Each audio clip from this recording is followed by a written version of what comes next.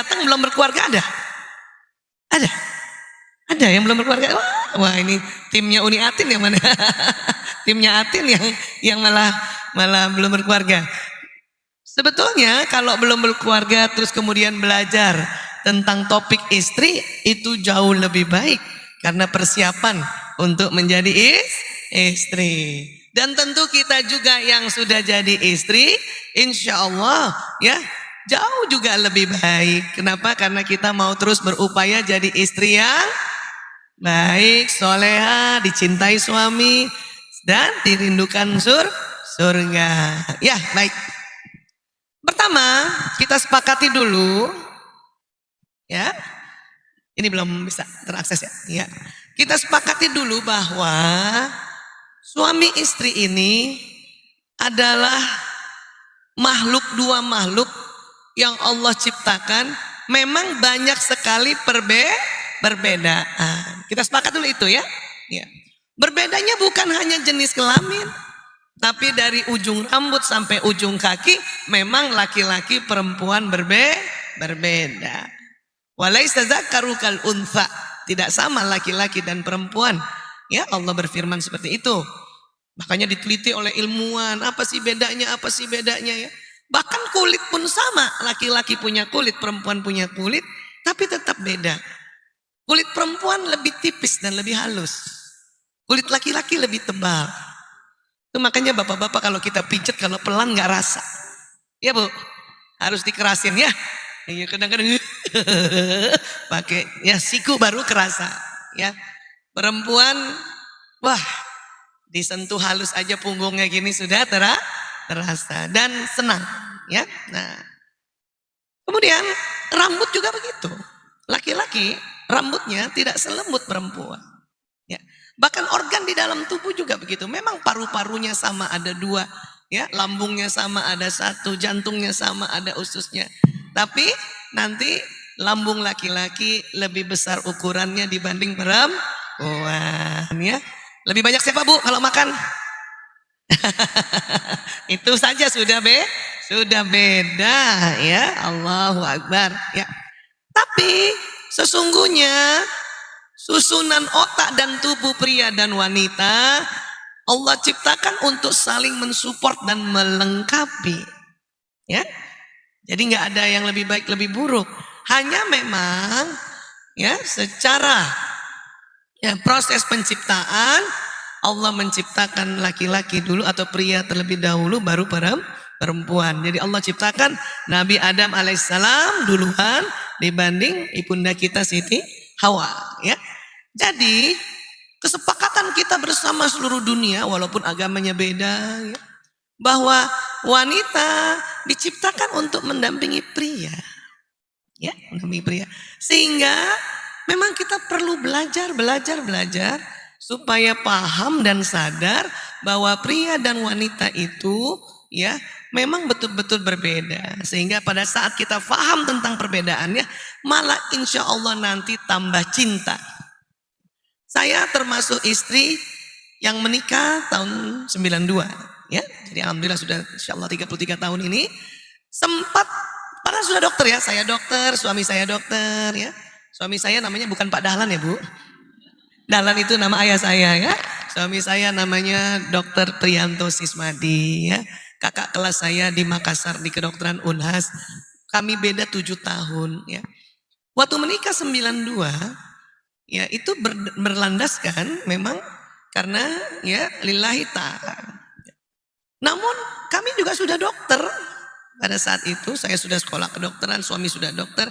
Saya juga istilahnya lulusan dari sekolah Al-Azhar, SMP Al-Azhar, SMA Al-Azhar. Baru 1 Al-Azhar di Indonesia waktu itu. Alhamdulillah belajar bagaimana istri harus patuh sama suami. Suami kewajibannya apa terhadap istri.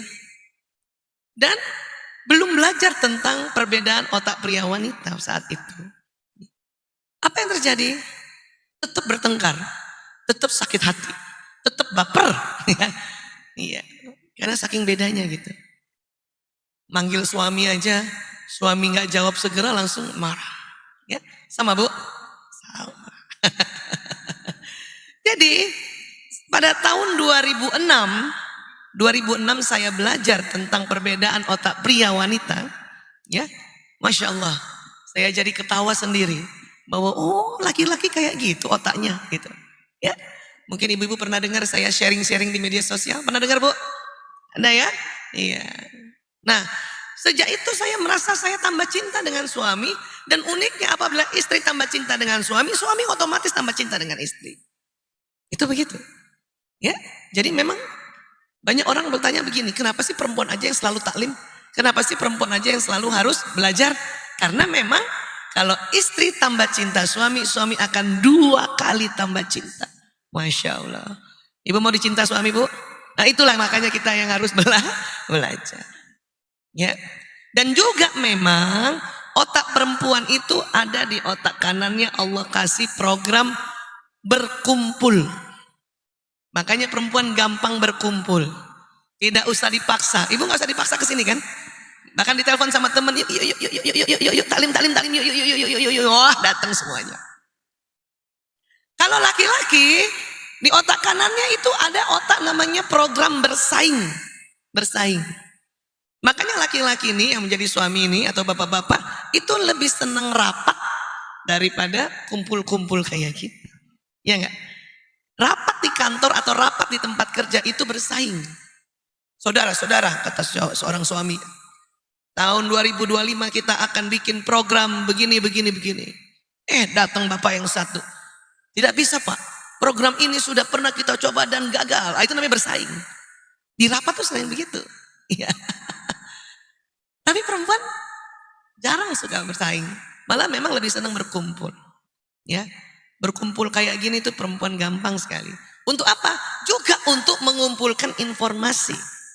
Baik informasi dari para asatidzah atau guru-guru kita. Dan juga barangkali berkumpul untuk mengumpulkan informasi lainnya. Contoh misalnya ada makanan ini ya. Terus nanti saya coba, kok enak. Ini belinya di mana? Nah itu mengumpulkan informasi bukan? Misalnya lihat baju. Iya bagus banget. Baju Bu Aisyah dari mana? Atin. Ini juga namanya mengumpulkan termasuk juga barangkali di antara kita. Tahu nggak? Kamu tahu nggak? Itu juga mengumpulkan informasi. Perempuan begitu. Laki-laki tidak seperti kita. Itulah Allah paksa laki-laki hari Jumat berkumpul. Jumat berkumpul. Berkumpul di masjid untuk mendengarkan khutbah Jumat. Dipaksa itu. Maka hukumnya wajib. Jadi paling tidak bapak-bapak yang belum rajin taklim, sepekan sekali dia mendengarkan nasihat dari khutbah Jumat. Kalau ibu-ibu sih gak usah dipaksa. Ada ibu dalam seminggu tuh 7 hari taklimnya 10 kali. Ketiga harinya yang mana ini? Itulah perempuan. Ya. Makanya kita perempuan itu memang Allah minta lebih banyak belajar supaya lebih tenang. Bahkan telah diteliti, kalau seorang istri tenang, suami ikut tenang, anak 3 kali tenang. Masya Allah. Kalau istri senang, suami ikut senang, anak 3 kali senang. Tapi juga kalau istri kesal, suami ikut kesal, anak 3 kali kesal. Siapa pernah lagi kesal? Lama-lama juga kena damprat juga suami. Ya kan? Iya. Seorang istri misalnya lagi ngajarin anaknya kesal. Suaminya cuman bilang, sudahlah Ma, sudahlah Umi. Apa kata istri-istri? Kamu juga. Kosong. Udah mulai merambat. Makanya suami-suami juga langsung keluar rumah dan 2 kali lebih kesal dari kita. Anak yang melihat bapak ibunya kesal, sampai di dia 3 kali. Jadi sekali lagi, ya, ikhlaskan diri kita untuk selalu berkumpul belajar.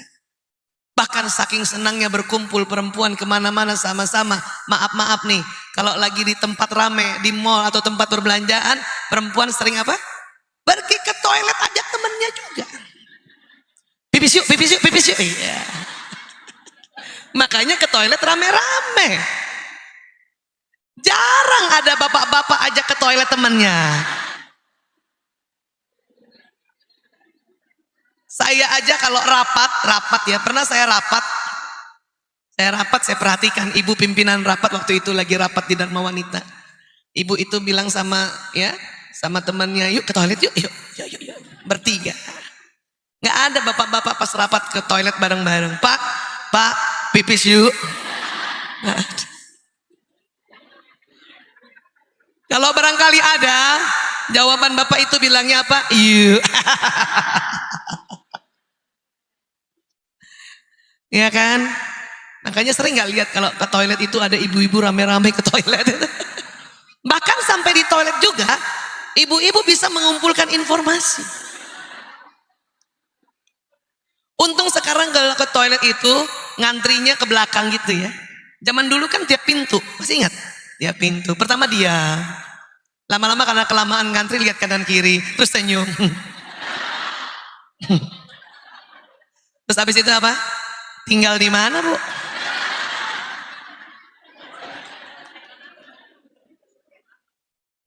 Ya. Kalau pengalaman bapak-bapak itu pernah saya wawancara, ngobrol nggak di toilet? Enggak lah. Bapak-bapak tuh fokus. Maka maaf, tempat buang air kecil laki-laki di toilet umum itu dia nggak pakai bilik, cuman dinding separuh gitu aja. Karena bapak-bapak fokus kalau pipis. Nggak ada bapak-bapak.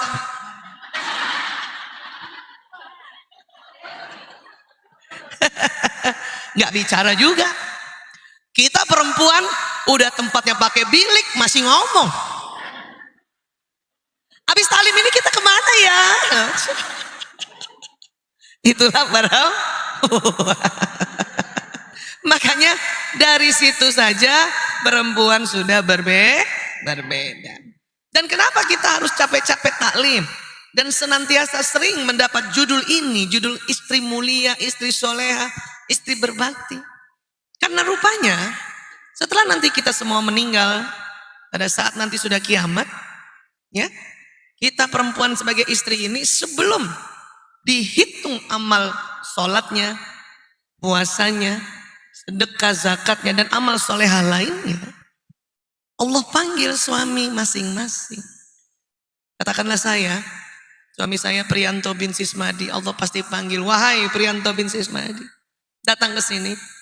Kalau nanti sudah ada suami di samping saya, Allah tanya sama suami, wahai Priyanto Sismadi, apakah kamu ridho Aisyah binti Dahlan sebagai istrimu waktu di dunia?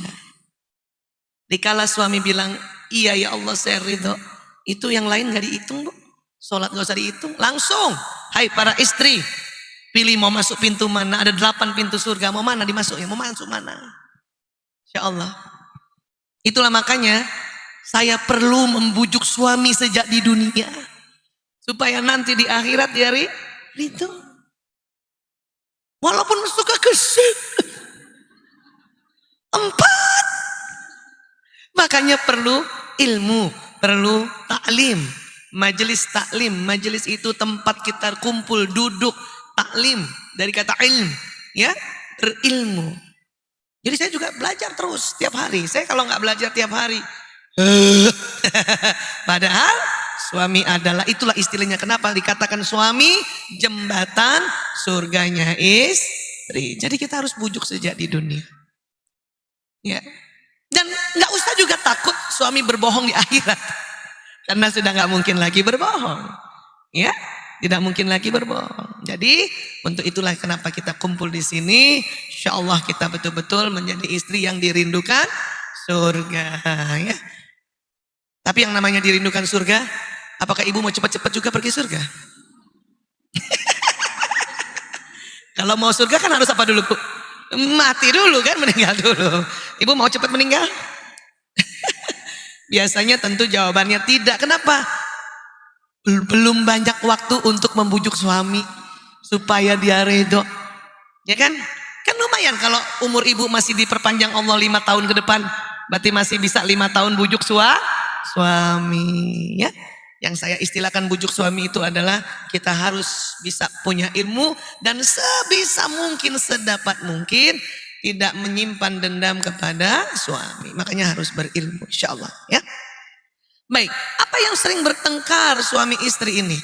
Ya, kenapa istri kesal sama suami? Apa yang menyebabkan dia suka kesal sama suami? Satu, yang paling sering adalah karena muka laki-laki itu, wajah laki-laki kaku. Tidak selentur wajah perempuan. Apalagi 10 menit pertama suami datang ke rumah, atau 10 menit pertama suami ketemu istri, itu muka para laki-laki atau yang menjadi suami ini kayak gini wajahnya. Perhatikan, mudah-mudahan kelihatan di tembok ya. Punten yang teman-teman yang di luar, mohon maaf nggak kelihatan ya. Tapi bayangin aja suami masing-masing tuh, yang mukanya rata. Yang di sini kelihatan. Iya nggak sih muka suami begitu? Kalau baru datang, apapun perasaannya rata, itu muka laki-laki. Suami-suami baru ketemu istrinya, 10 menit pertama mukanya rata, Bu. Ini yang kadang kita nggak ngerti. Padahal istri teh sudah senyum. Suami datang, Assalamualaikum. Waalaikumsalam. Abi. Perempuan senyum kan? Karena setiap kita ngaji, kata guru-guru kita, mau jadi istri soleha, sambut suami dengan senyum. Senyum. Cuman karena belum tambah ilmunya bahwa ada namanya hormon testosteron yang bikin otot wajah laki-laki rata, mulai kecewa. Karena waktu kita senyum sama suami, belum dibalas. Padahal mereka senang. Karena ada penelitian mengatakan laki-laki yang menjadi suami itu senang melihat wanita tersenyum. Apakah itu senyum istrinya? Apakah senyum ibunya? Apakah senyum anak perempuannya? Apakah senyum istri orang lain? Pokoknya wanita senyum. Ya, iya. Itulah maka mengapa kita harus tambah ilmu kita supaya kita tetap saja senyum. Dulu saya sebelum belajar tentang muka laki-laki ini, sudah senyum sama suami 5 menit.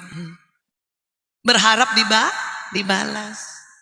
Padahal laki-laki baru bisa balas senyum setelah 10 menit.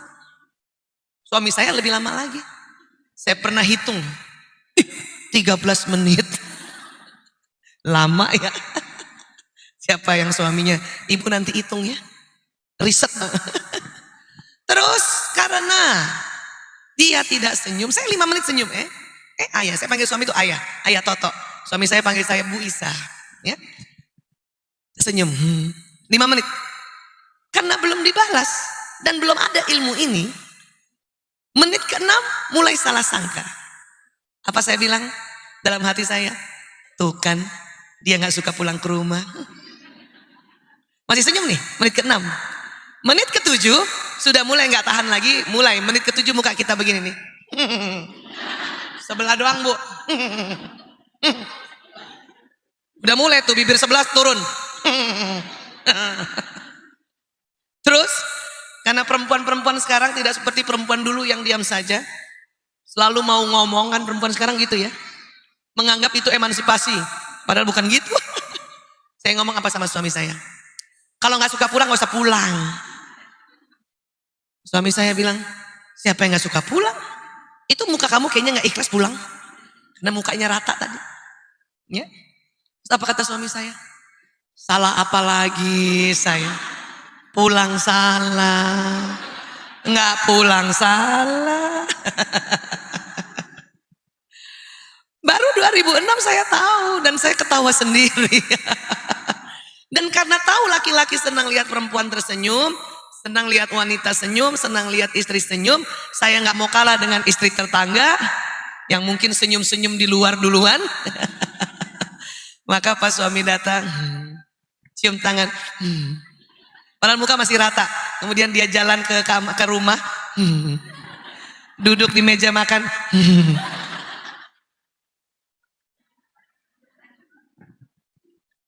Tapi karena sudah ada ilmunya, senyumnya udah ikhlas banget dan nggak baper.